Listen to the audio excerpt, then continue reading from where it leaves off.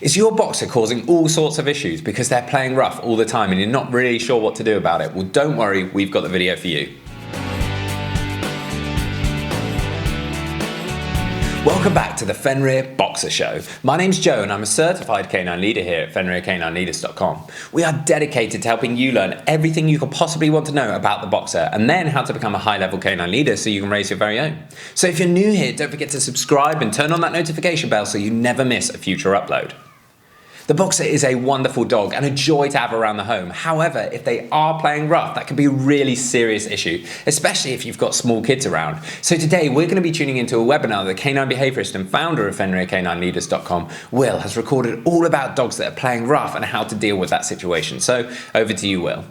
So here we've got a quick fire webinar for my thoughts and opinions on rough playing with dogs, rough housing, dogs playing rough with each other, dogs playing rough with humans. Just what are my kind of theories, thoughts and principles on these kind of issues, whether you're looking at working in the profession like myself as a canine behaviorist or a dog trainer, or maybe you're just an inquisitive owner and you really want to understand from a little bit of a higher level perspective of what these kind of behaviours mean and how you should think about them.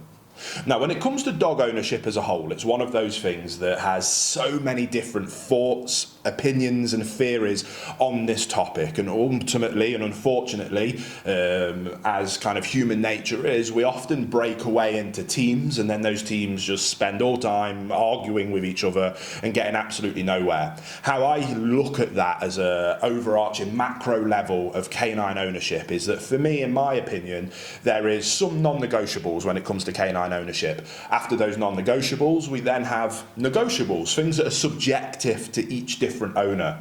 Now, for me, a non-negotiable is that you absolutely must provide your dog, regardless of its breed, age, your lifestyle, your family, you must provide it with excellent leadership. Once you provide that dog with excellent leadership, you build a wonderful relationship. When you have that wonderful relationship, you can then communicate impeccably with your dog, not only the things that you do want, but also the behaviours that you don't want to see. For me, that's non-negotiable. In terms of the communication non-negotiables, I think that we should make sure that we offer our dogs a wonderful sit, stay, heel, recall. That for me keeps the dog safe from itself and safe from others around it. If we can teach those things a dog, that for me is a non-negotiable. I also think that there's some non-negotiables around manners in terms of a dog shouldn't jump up humans. I think that that can cause significant concern. It makes it miserable for certain people. I personally think that behaviours like that are non-negotiable. Things like resource guarding should be addressed, non-negotiable. Obviously, reactivity towards humans or dogs, with the only caveat being around kind of working dogs or in personal protection roles, you can have that discussion. But when we talk about just companion ownership for the everyday owner, for me, those things are non-negotiable. Now, kind of everything else sits in that kind of subjective level. For you, you might never want to have your dog inside the house. Some people have the dog sleep on the bed with them. Instead of arguing of which is right or wrong, for me, if all of those non-negotiable areas are in place, that's simply a subjective opinion on the owner's part. Hey guys, very quickly, I just wanted to ask, are you following us over on Instagram? If you're not, there's two accounts that I would love for you to check out. The first one is our brand account, at Fenrir Canine Leaders, where you can see more about our industry-leading products that we create. If you're interested in following me personally, that's at I am Will Atherton, where you can see behind the scenes of me working with some of the most extreme behaviour cases in the world and what it takes to run these kind of YouTube channels. And maybe if you just want to be able to come over and chat with me, that's the place for you. So there'll be links down in the description box for both of our Instagram pages. I'd love for you to come and check them out and hopefully we'll chat over there. Now, there's tons of different examples we can give there, but the one I want to dial in on in this video is around rough play. Now, again, like humans are different, dogs are different. Some dogs love to rough house and rough play. Some dogs don't like it and it's just not fun or enjoyable for them. Rough play can go right and it can be a wonderful relationship building tool with you and your dog, or with dogs in a pack. They'll often sometimes rough play if the non-negotiables are in place. And that's the point I want to take away from this mini webinar. I love rough housing with my dogs. I absolutely love it. My wife hates it. She doesn't like to do it. Her subjective idea of living with a dog is to have a dog that's calm, quiet, and in the evening when our boys have gone to bed and she wants to relax, She'll welcome a dog up onto a sofa and she'll have a cuddle with it. Her subjectively, that is fine. And I have no issue with that whatsoever, because all the dogs that live in our house or with us have those non-negotiable fundamentals in place, which then allows us these subjective things. When it comes to rough play, I love rough playing with dogs. Big, powerful, mastiff dogs they're just fun to roughhouse with, roll around on the floor with them, have a bit of fun with them. If you've got those non-negotiable areas in play, you can instantly make the decision to turn it off and say enough is enough and that it's done.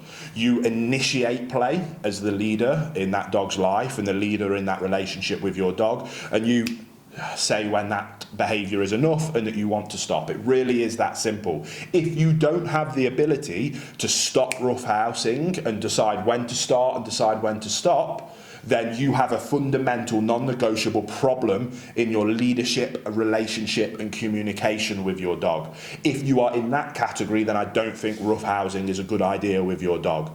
You also need to be able to have that relationship between multiple dogs. So I'll often let my dogs play, and I'll let them play quite rough, and sometimes they become quite vocal with each other.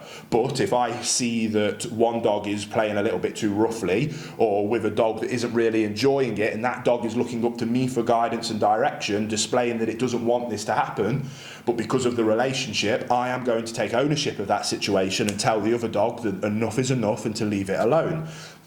I have control in those situations because of the leadership, relationship and communication that is fundamental and non-negotiable when it comes to owning a dog or owning multiple dogs. So when it comes to roughhousing or rough play, do your non-negotiable fundamentals of leadership, relationship and communication, and then it's completely a subjective decision. What allows it to be subjective is because you have the ability to turn it on and you have the ability to turn it off. If you don't, then you shouldn't do it, because it can get too far and people can get hurt. But if you have the ability to turn it on and off, you control it, you decide when enough is enough, and you can maintain that everybody involved is safe. If you don't want your children to roughhouse with the dogs, you have the ability to ensure that that never happens.